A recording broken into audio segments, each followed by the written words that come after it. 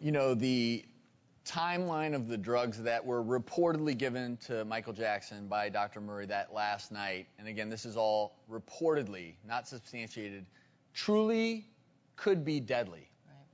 And what's amazing, we have the exact timeline of medicines, and what's so interesting is these medicines that were given are all very similar acting and together can be lethal. At 1:30 a.m., 10 milligrams of Valium.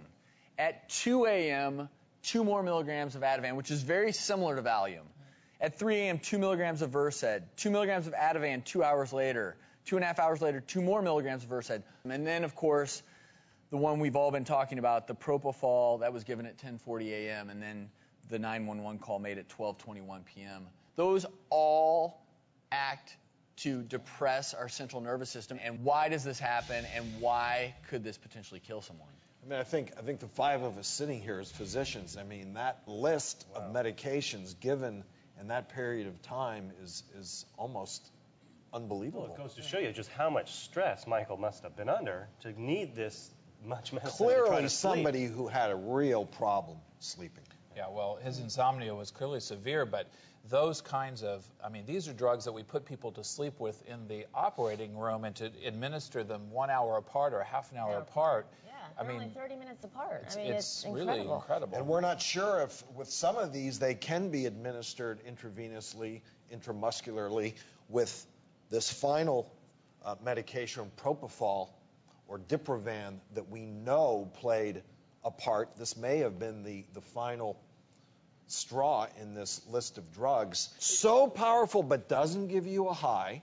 I call it milk of amnesia in my surgery center because, the minute you give it, people fall asleep. Which is what makes it so different, Drew. If you take an over-the-counter sleep aid, something as simple maybe as a Benadryl, you may have action at what is called your histamine receptors. That's why if you take a few Benadryl, you actually do get sleepy, you get somewhat tired, but you're certainly not going to necessarily pass out. Then prescription medications, they work in the brainstem, the cortex, but propofol is a super turbocharged sleep agent. Acts through all parts of the brain, basically puts you into a medically induced coma. It's very easy to get in trouble using one of these, but when you combine this whole list, very easy to go like that. The fact that we're sitting up here today talking about a drug like propofol being used outside of the hospital is so shocking and unbelievable to me. But with celebrities, I think sometimes you can push the envelope. Who else could potentially afford what we said was $60,000 a month? Yeah. And paying $150,000 a month for his personal physician to live with him. The key is when you're taking care of celebrities, they may have special needs in terms of notoriety. Certain things need to be done in the home because coming into a doctor's office is difficult with them, but they don't have different medical needs. They still need to be treated responsibly and properly. In fact, that's what they're coming to you for, is to get the best medical care, and you really can't deviate from that principle.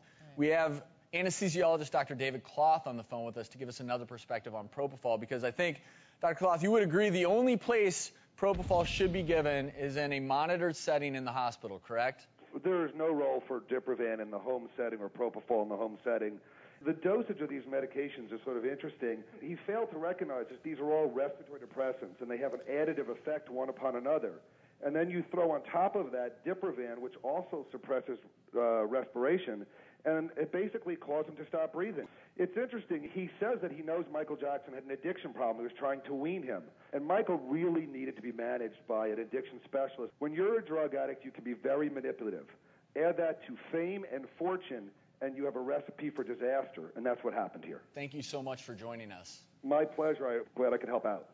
And for everyone at home, when we use the words Diprovan and propofol, it refers to the exact same drug. One is a trade name, one is the generic. So the same thing.